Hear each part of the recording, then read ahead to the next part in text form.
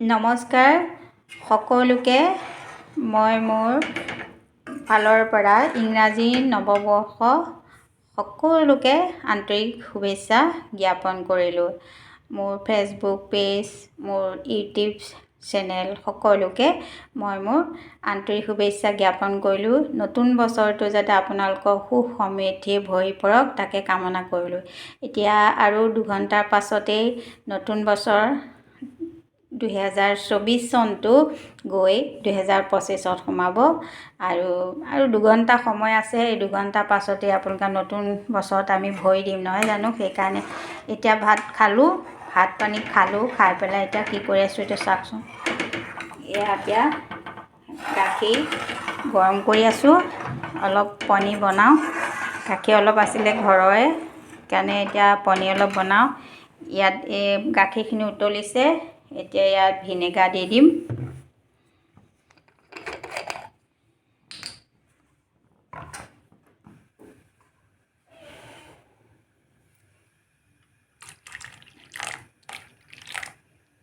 এতিয়া ভিনেগাৰখিনি দি এয়া উতলাম, আকৌ গাখীৰখিনি ফাটিব, তেতিয়া পনীৰ বনিব। এনেদৰে নতুন বছৰটো আহিব আৰু যাব, কিন্তু আমাৰ বয়সটোহে গুচি যায়। সেইটো কাৰণেহে বেয়া লাগে। আমি এবছৰ আয়ুস টুটিল।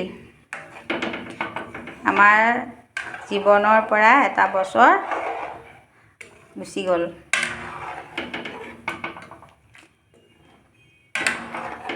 নতুন বছৰক আদৰা ভাল, কিন্তু তাৰ মাজতে নতুন বছৰ বুলি ক'লে দুখো লাগে নহয় জানো। এক বছৰ আমাৰ আকৌ জীৱনৰ পৰা আঁতৰি গুচি গ'ল আৰু আমি মানে মৃত্যুৰ ফালে আগুৱাই গৈ আছোঁ।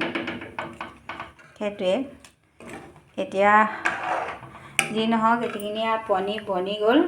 এইখিনি মই এতিয়া এনেকৈ চাকি দিম। চাকি দিলে এতিয়া পনীৰ হৈ যাব। ভালদৰে থৈ দিম ধুনীয়াকৈ, ফ্ৰিজত ভৰাই পনীৰ বনিব। এতিয়া আপোনালোকক শেষত আকৌ পুনৰবাৰ নৱবৰ্ষৰ শুভেচ্ছা জ্ঞাপন কৰিলোঁ। আজি নতুন বছৰটো আপোনালোকক মই হোৱাই নাই নতুন বছৰ, তথাপিও মানে নৱবৰ্ষ হিচাপে এই পাকঘৰতে আমি যেতিয়া ৰান্ধনী মানুহ যেতিয়া ৰন্ধা বঢ়াতে থাকিব লাগে, পাকঘৰতে আপোনালোকক পুনৰবাৰ ইংৰাজী নৱবৰ্ষৰ শুভেচ্ছা জ্ঞাপন কৰিলোঁ। শুভৰাত্ৰি, ধন্যবাদ।